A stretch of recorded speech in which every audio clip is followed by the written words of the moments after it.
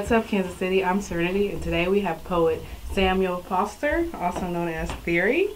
How are you doing, Theory? Hey, what's up, Serenity? How you been? So, tell us how you got the stage name Theory. Where'd that come from?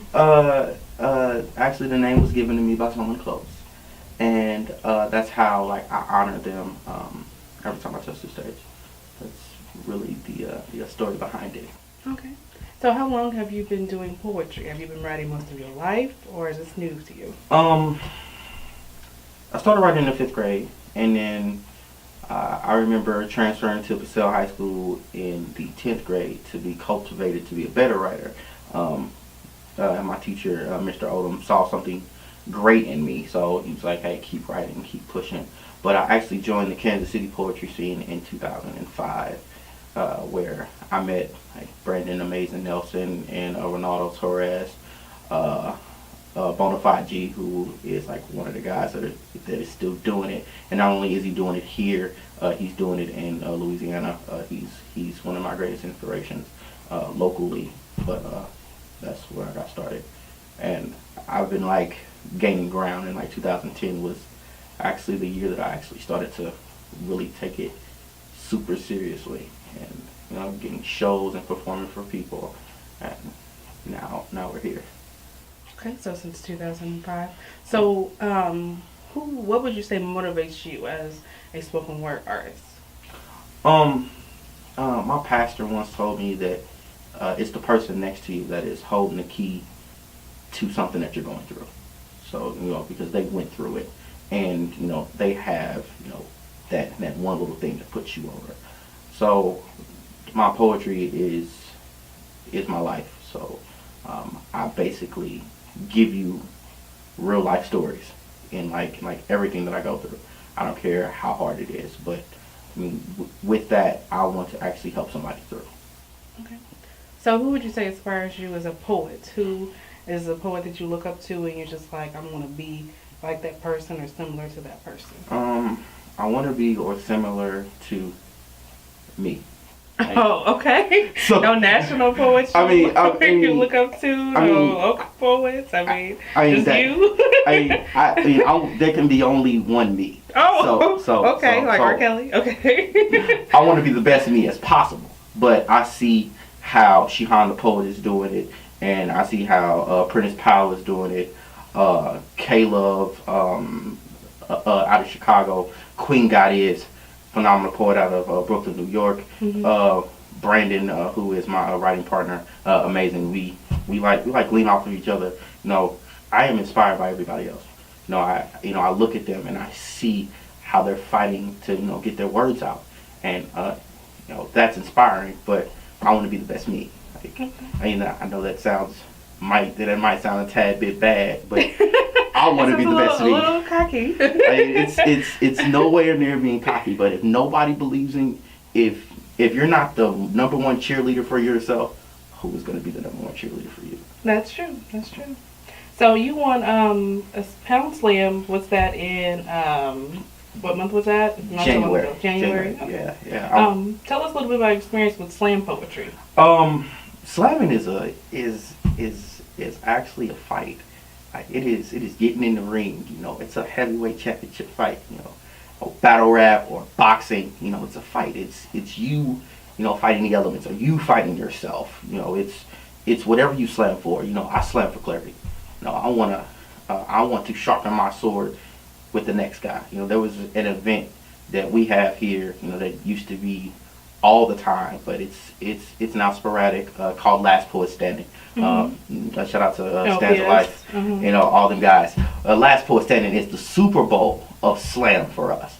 It is, you get up and you say, hi, my name is Theory, and my poetry is better than so and so. As opposed to a regular slam, which is just rounds, 2 to 3 rounds, depending on the venue, and then you compete by scores and you win that way. LPS is different because you're actually calling people out. Right, and any day you can call out somebody and they can take you. There was they can take you. It's the truth. There was a time where I got up there and I called out my homeboy Hypocrisy, and he beat me.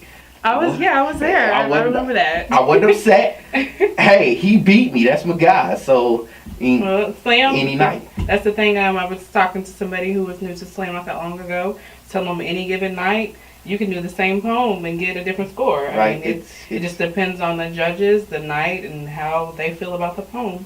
It's very subjective, very competitive.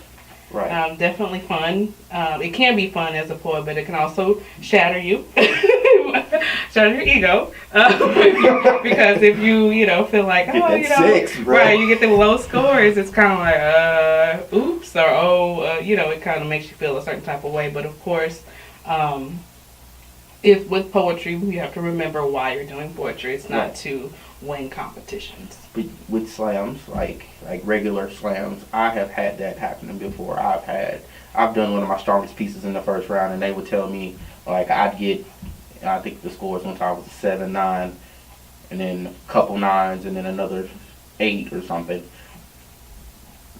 What is the judges looking for? What are you looking for? And I turned around and did a love poem that next round, and it was all 9. So you have to, again, play with the crowd. I mean, it's all about what they're trying to hear. So everybody's not trying to hear A, B, and C. Right. So what are some upcoming projects that you're working on right now? Upcoming projects, memoirs. Memoirs is my next is the title of my next feature at Poetic Notes, done by Jason Betts and Esquire Entertainment. That is held at the Blue Room, which is in the Kansas City historic 18th Divine District, down the street from the Juke House. Memoirs is a culmination of my last 18 months. Like, this is real. Like, I am so excited about this. I've been teasing it. I've been telling people, memoirs is coming. It's coming. It's coming. It's coming. I've actually had this date since Brandon's feature in October, and I just actually sat down and started writing. And then, trial and error when it comes to learning poetry. It takes me about 3 or 4 days to learn new poetry, and then if it doesn't sound good for the show, I cut it. I put it in my book and I keep it. Like, okay, this didn't work out, but maybe next time. It's a season for your poetry. Just because you write 100 new poems don't mean that all those 100 new poems need to come out at one time. And that's March 1st? March 1st. Okay. So would you say that as far as the poetry, you're walking in your purpose in life? As for poetry, yes. But, my purpose is different. Like, I feel like, I was brought on this earth to be an engineer. Like, that's what I'm going to school for. So, poetry. So you're going to be an engineer and a poet? Poetry is my love and my passion. Engineering will pay the bills. Oh, okay. So, I think just because, everybody can't be Shihan. Everybody can't, make $2,700 a show. Or, they can't do this professionally. So, you need a backup plan. And for me, my education will keep food on my table. Okay. So how would somebody get in contact with you? What's your Twitter, Instagram, all that stuff? If you want to get in contact with me, besides the regular old walking up to me in public, hey, my name is such and such, I want you to do my show. You can contact me through email, which is slfrz4@mail.umkc.edu. Again, Sierra Lima Foxtrot Romeo Zulu 4@mail.umkc.edu. Other than that, Facebook, Mr. spelled out regular Mr. Mister, Theory, one word, Foster, and that's how you get in contact with me. I'm not really that hard to find. I am this year I am working to be at everybody's poetry event. If you have a poetry event, I'm going to come. I will also be at the Omicron Xi Lambda event, which is done by the grad chapter of Alpha Phi Fraternity Incorporated. Yes, that's upcoming Wednesday, right? Yes, upcoming Wednesday at the Tank Room. I will be there. I'll be supporting. There as well. She will be a feature artist there, so I'm looking forward to see how the show goes. I might get on stage, I might not, but I just like being around artists.